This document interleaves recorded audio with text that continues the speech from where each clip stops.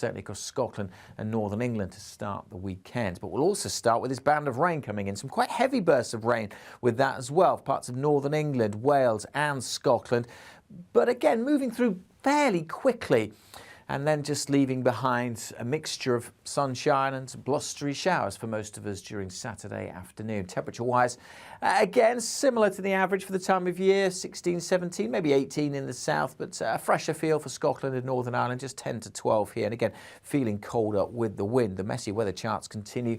Low pressure, bands of rain moving through during Saturday, and then this low could bring some more persistent rain across the country later on Sunday.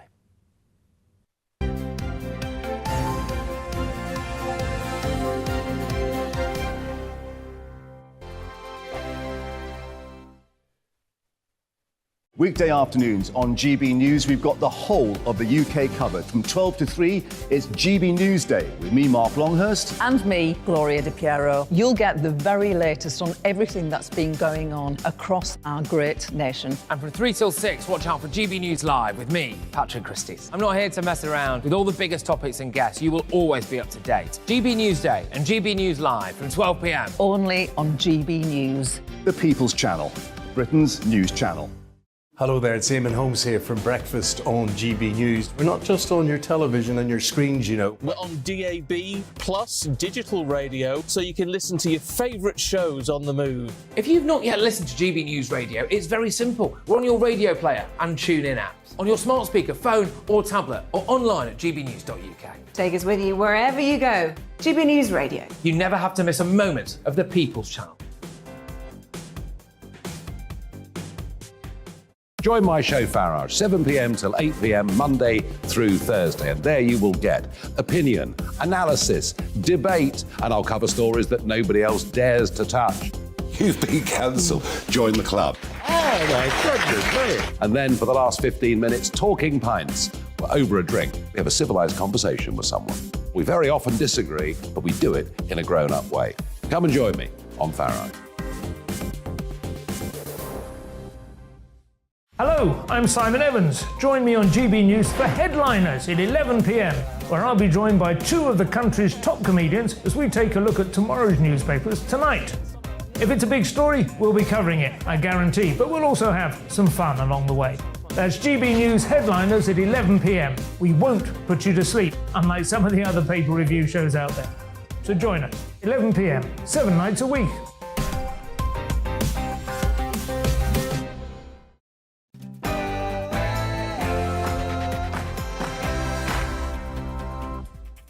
The Chancellor cuts short his trip to the United States, hurtling back to the United Kingdom for what are no doubt crisis talks with the Prime Minister. Could we be in for a second seismic U-turn after just such a short time in office? 39 days Liz Truss has been Prime Minister, and already people are plotting to remove her. Let's explore it all after this.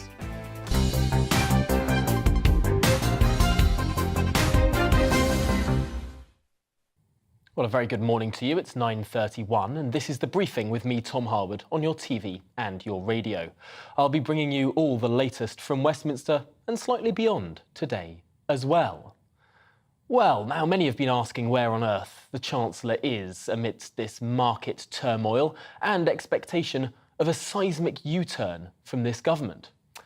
This morning I can tell you precisely where he is. Hurtling at over 600 miles an hour, 40,000 feet over the East Atlantic Ocean. Those watching on television can see his British Airways flight there.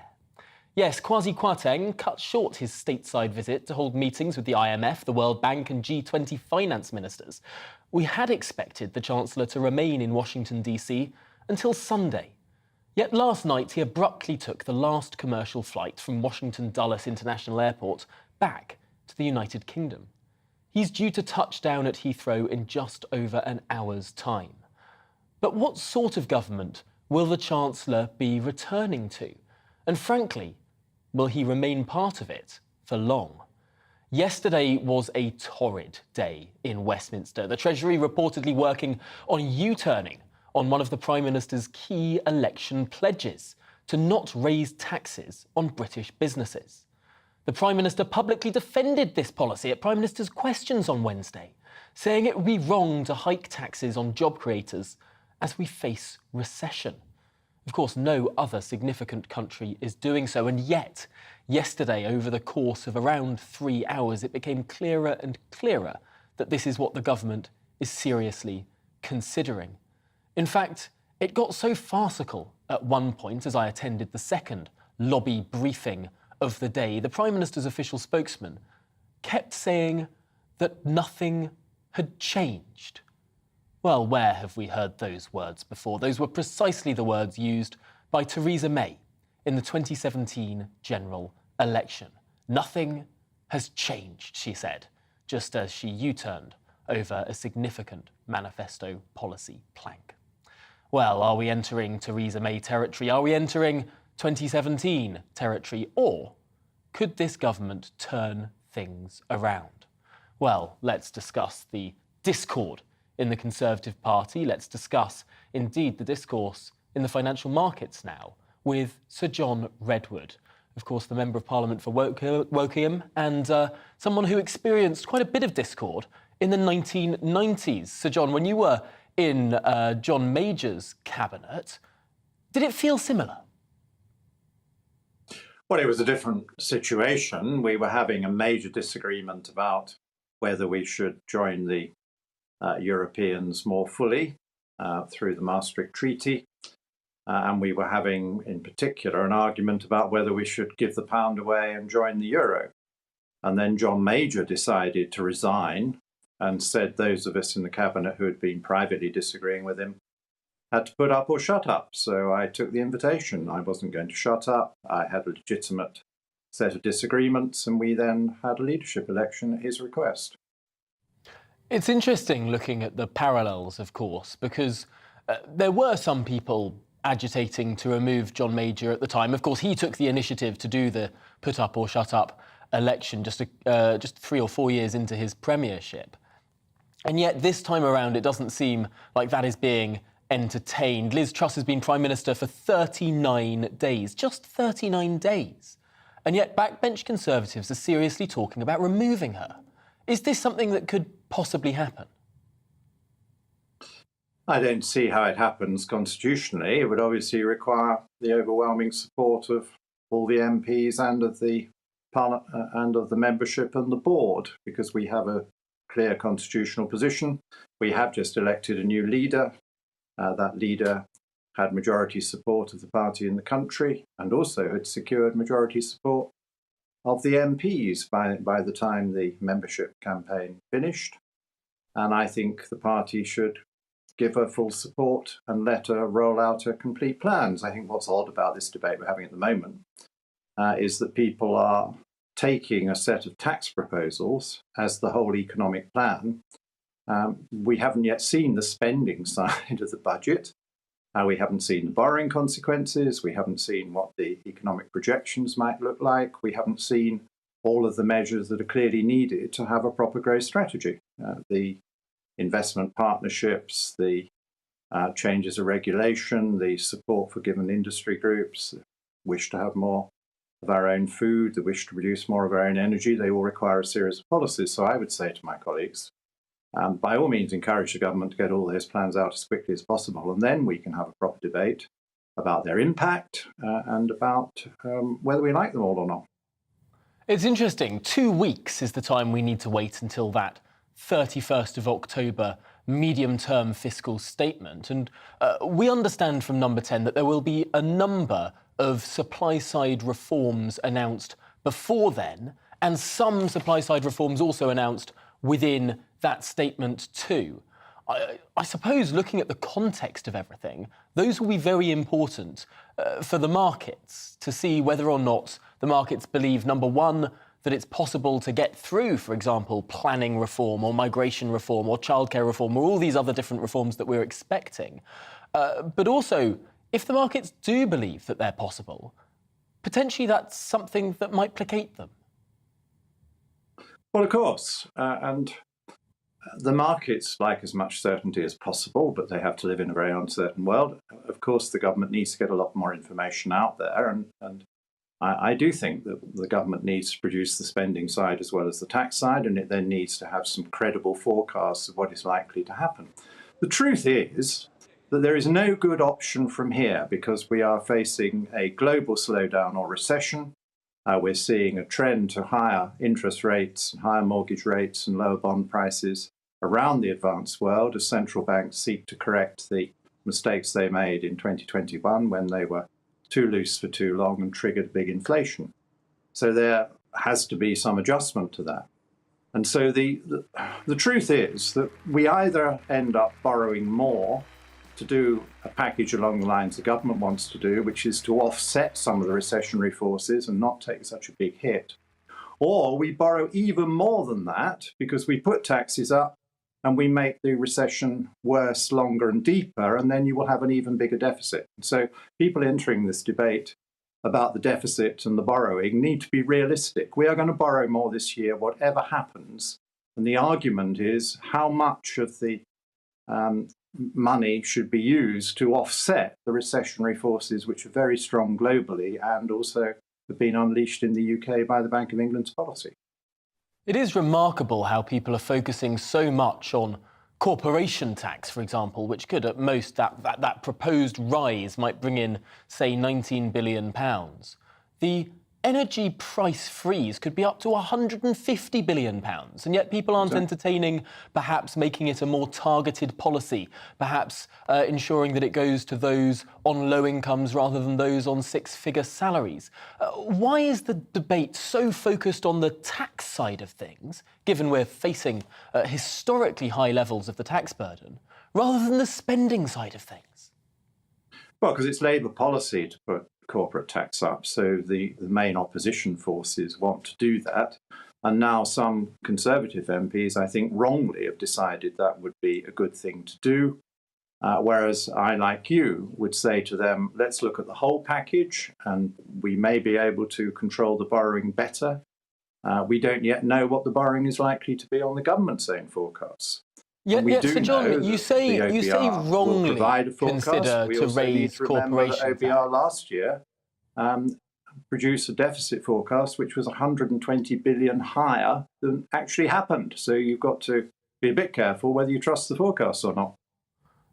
That is a point that the business secretary made yesterday too. But when I asked the Prime Minister's spokesman yesterday about this issue, whether or not the government would stand by the Prime Minister's comments of only 2 days ago at that point, that raising taxes on businesses would be the wrong thing to do in the face of a recession, the Prime Minister's spokesman couldn't give me a clear answer. The number 10 could not commit to ruling out raising corporation tax. Does that worry you? Well, I think it'd be better to rule out raising corporation tax. I think a lot of international competitors of Britain would be delighted if we raised corporation tax, and I think the international bodies are quite keen to see it higher because they see most of their members paying their subscriptions with higher corporation tax rates and know they would like to get more countries up to higher levels.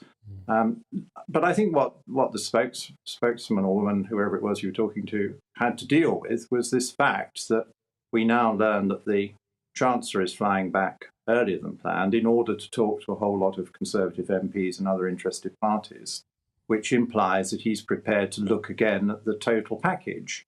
And so he has to have a bit of flexibility on that. But my advice to him is do not give in on the corporate taxes. Come up with some realistic figures on what the deficit is, and then we can decide whether we need to take any action. If the forecasts show the deficit is too big and we believe the forecasts, of course they need to take action. But I do think this debate, concentrating on one thing and just assuming the borrowing is going to be too high, is crazy, and it's doing huge damage to our international reputation and to our economic prospects. And I wish those who rushed in would think before they did and recognise that what I'm saying is true. You need to see all three elements of the growth strategy, and then we can have a rational debate about whether it needs tweaking or not. Really, really important analysis there. Sir John Redwood, thank you so much for joining us this morning on The Briefing and for those sage words. Let's hope that they make their way to the Chancellor as well. Thank you for your time.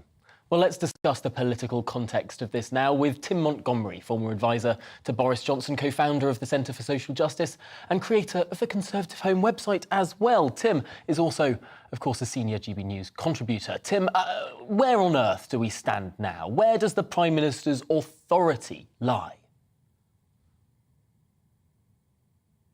I think there's very little authority left, I'm afraid, Tom. You've been speaking to Conservative MPs like I have. And I think, when neighbours and family and friends who don't normally talk about politics start talking to their MPs, start talking to people like yourself about politics, an issue has broken through.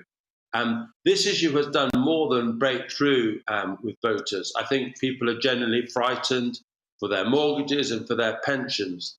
And I think it's that extent of breakthrough with the public that's alarmed Conservative MPs so much. And it means the Prime Minister's authority is in such bad measure. Remarkable, of course, because Number 10 can quite rightly point to other countries where interest rates are higher, the United States particularly, partly the reason why the dollar is doing so well against all other currencies right now. But to some extent, those rational arguments don't really matter because there's been almost a new consensus formed, almost in a funny sort of parallel way to when the former Prime Minister, Boris Johnson, said, when the herd moves, it moves. It seems like the herd has almost made up its mind on the issue of the economy. The Chancellor, of course, flying back this morning, landing in about an hour's time. What can he do? I don't know whether it's his choice anymore, Tom. It seems to me that a lot of the decisions have been taken while he's been away in Washington at the IMF. I think there is such panic in Westminster amongst Conservative MPs that while he's been at the IMF meetings, the Prime Minister and advisors, people in the Treasury, have been preparing this cut, this reversed position on the cut in corporation tax. And I think that measure is now so priced into markets that if they don't actually now make the U-turn to corporation tax, we'll see another big incident in the markets and further necessary intervention by the Bank of England to stabilise things. Quite bonkers as a situation. But let's go to the politics of this, because we're hearing rumours that Rishi Sunak and Penny Mordaunt are being lined up as some sort of coronation to replace Liz Truss without a leadership election. I mean, it would be the most remarkable coup, some might say, especially after 160,000 members made their votes known just a few weeks ago. As the founder of the Conservative Home website, the voice of the Conservative membership, what might be the implications of Conservative MPs riding roughshod over the views and voices of their membership? Well, one of my proudest achievements, Tom, in politics was when Michael Howard tried to take away the vote of Tory members, the then website that you mentioned earlier, Conservative Home, which I ran. It was our first campaign, was to keep the votes of Tory members. So look, I'm incredibly attached to Tory members having a vote. And there will be many Tory members who will be furious if the scenario that you just set out does happen. But I think there are many Tory members also who are very aware that in a crisis situation, you have to act in a way that's proportionate to that crisis. And I don't think a coronation necessarily will be appreciated. But I think in this crisis situation, if MPs unite behind a particular candidate and government is stabilised, I think a lot of Tory members will be quite understanding. Do forget, however, Tory members don't just pick the Prime Minister. They also select MPs. I wonder if some might feel so aggrieved that we might see a similar situation that we saw at the start of the week in the Labour Party with the deselection of a Labour MP. Might we see hints of that? I'm not so sure, but one to keep an eye on. Tim Montgomery, thank you so much for joining us on the briefing this morning. Always appreciate your contribution and your thoughts. Well, let's move on to the economics of this now. I'm joined by Matt Lesh, the Head of Public Policy at the Institute of Economic Affairs. Matthew, why is it that the markets might think hiking taxes on British businesses would be the sensible thing to do in the face of a recession? I mean, to most people, that would frankly sound bonkers. Yeah, I think we're in quite an extraordinary position when it comes to the markets. We've finally learned, some would say, that you do need to be fiscally responsible. We've had a lot of rhetoric in politics for years, where practically every MP, every minister, every focus group, every lobby group will call for more spending for their pet project. And of course, if you added all that up, you'd end up in an absolutely absurd position. Now, what Truss and Kwarteng have found is with the mini budget is effectively the straw that broke the camel's back. It woke up the traders who were already in a bit of an edgy situation over what the Bank of England had done the day before on interest rates and quantitative tightening, as well as the international situation with people moving money to the US.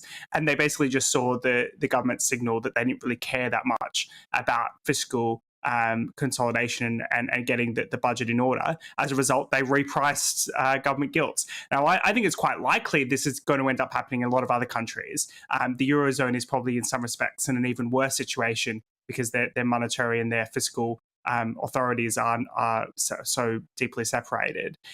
And therefore, the markets, at least the gilt markets, I suppose, are looking for a sense that the government does have an interest in sorting out its fiscal situation. Now, I don't think that's necessarily the right way to look at it. I think if you're going to try to put up taxes during a potentially recessionary period, the last thing you want to put up is corporate tax rates, because that's what stimulates investment. Most of the corporate tax rates cut would probably be self-financing because it could encourage investment into the UK. But if the government isn't willing to reverse any other tax cuts, and at the same time they're not capable politically of reducing government spending, then they're stuck what is effectively between a rock and a hard place, needing to signal to the markets that they do care about the long-term balance of the budget. And calm them down in that respect. But obviously in that process, sacrifice longer-term growth potential. And I think that's a very depressing situation we've ended up in. Incredibly depressing situation, especially as Liz Truss became Prime Minister on the central policy plank that we needed to reverse the situation where we have a 70-year high tax burden. Is it really now the situation that the forces in Parliament are so strong that potentially what some might describe as the anti-growth coalition is so powerful that it's frankly impossible to cut almost any tax, that we're stuck with this high level of taxes forevermore? Look, Tom, I think we're stuck in a social democratic consensus with increasingly high taxes, inability to reform public services, be it health, be it education, in a way that could reduce government expenditure and improve service quality, a lack of willingness to deal with the long-term fiscal issues that come out of an ageing population when it comes to issues like pensions and social care, and inevitably, and rightfully so, if you look at the long-term situation where you've got low growth and a lot of expectation with government spending, you are effectively stuck in this situation where you have to have higher taxes on workers and higher taxes on investment, and a long-term dire situation. So I think we are effectively stuck. I mean, I think Truss had a lot of the right ideas in terms of we need to boost growth, we need to deal with the taxes that are holding back investment and discouraging work, we need to get on with regulatory reform. But I think she's come to office in a situation both economically very challenging in terms of the tax cuts, but also politically pretty much impossible in terms of reform. There just isn't a consensus in Parliament for the kind of reforms that could actually get the economic growth, which could lead to a bigger economy, which could actually pay back and get down the debt. So we're stuck in a very bad political economy, you might say, between high taxes, high spending, and very little structural reform. Now, you're head of public policy at an incredibly influential think tank. One of the think tanks that helped drive those Thatcher reforms in the 1980s that some people now say almost run the government. What do you say to the criticism of think tanks like yours that you guys have got your perfect policy prescription now and it's all fallen apart? Well, I would say this is very far from the perfect policy prescription. I think people on the free market side of politics have spent many years emphasising the need to ensure a stronger fiscal situation.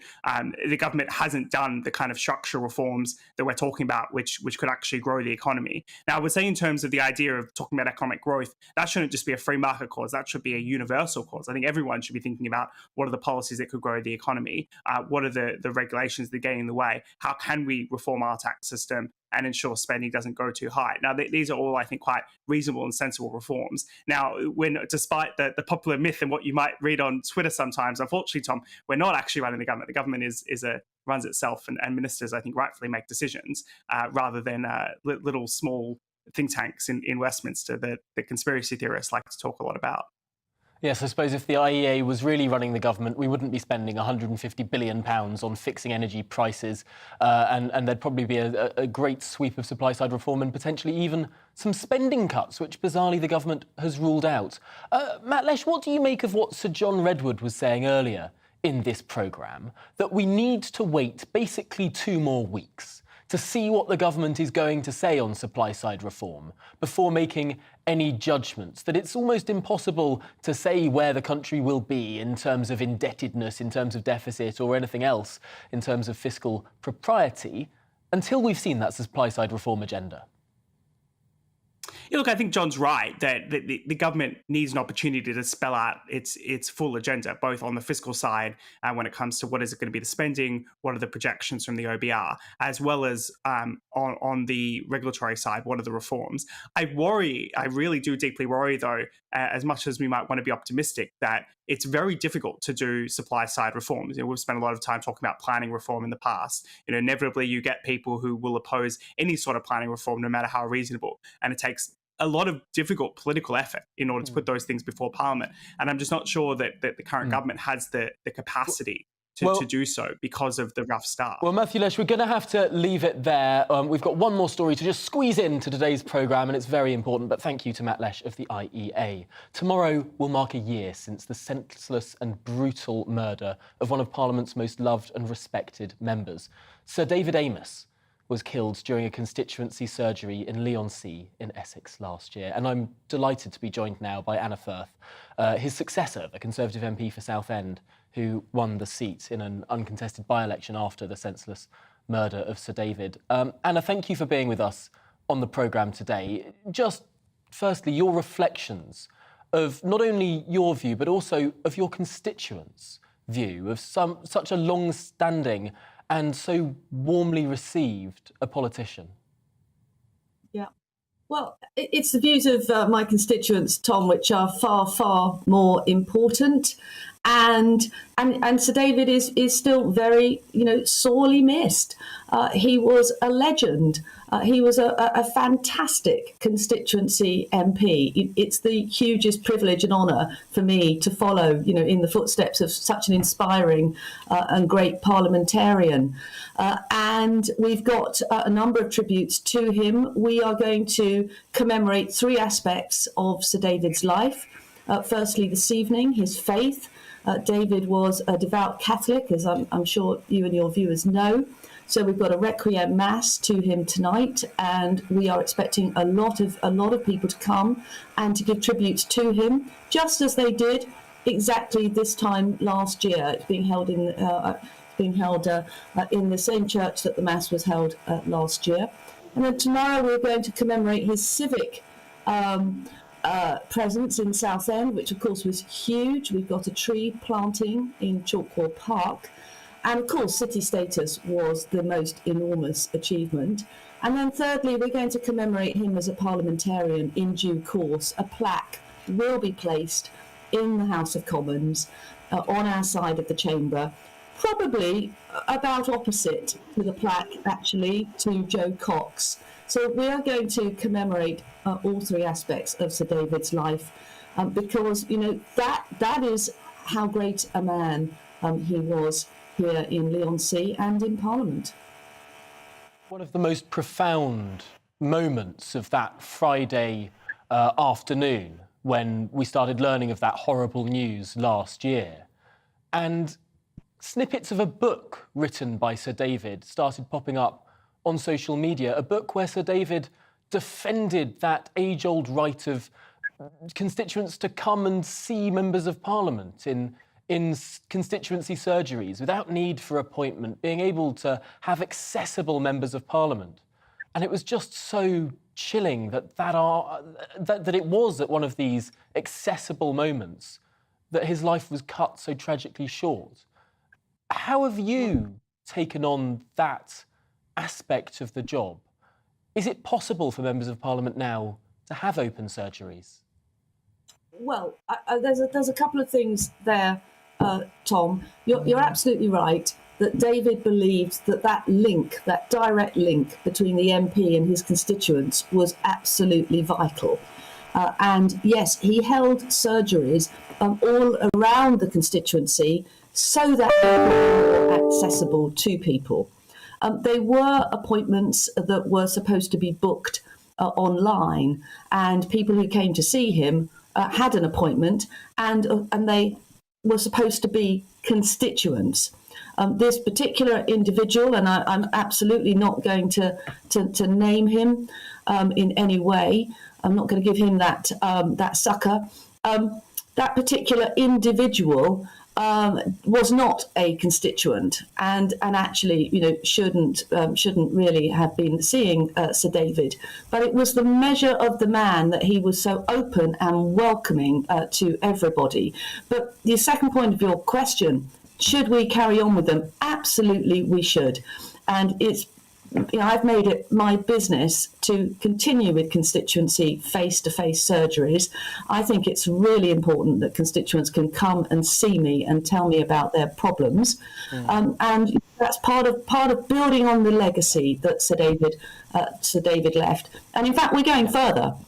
We are starting a new super surgery programme where I am bringing together a whole lot of expert advice from different agencies into a place so that people can come and not only see me and get my advice, they can get debt advice, housing advice, benefits advice, all in one place. Well, Anna Firth, thank you so much for being here on the briefing this morning. Really important to remember, of course, on that year anniversary, Sir David Amess. Thank you for joining us. Well, that's it for the programme today. Coming up, it's Esther and Phil, but before then, a short break.